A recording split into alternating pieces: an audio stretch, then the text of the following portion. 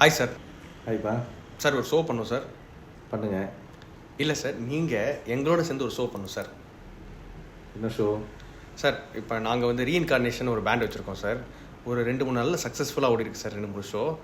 இப்போ வந்து சிங்கர்ஸோட சேர்ந்து இன்ஸ்ட்ருமெண்டலாக வந்து ராஜேஷ் வைத்யா சாரை கூப்பிட்டு வந்தா. என்ன மென்டல்? என்ன மென்டல் இல்லை சார், என்ன மென்டல்னு சொல்லாதீங்க, instrumental.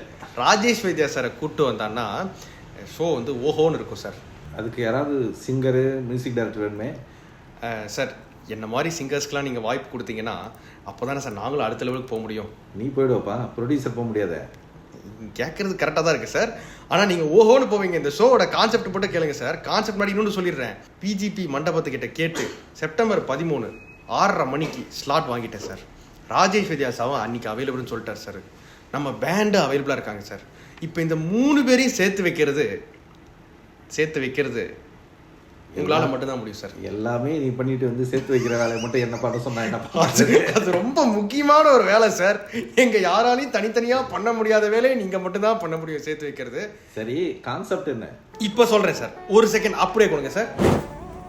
September 13 BGP hall, BookMyShow, ராகங்கள் 16. இந்த லிங்கை மட்டும் தேடுங்க, டிஸ்கிரிப்ஷனில் வரும். 50 வெளி டிக்கெட்லாம் வித்துருச்சு, மீதி டிக்கெட் பாக்கி இருக்குது. கட்ட வாங்குங்க. வேறு யாராவது வாங்குறதுக்குள்ளே நான் சார்ட்ட கான்செப்ட் சொல்லிட்டு வந்துடுறேன்.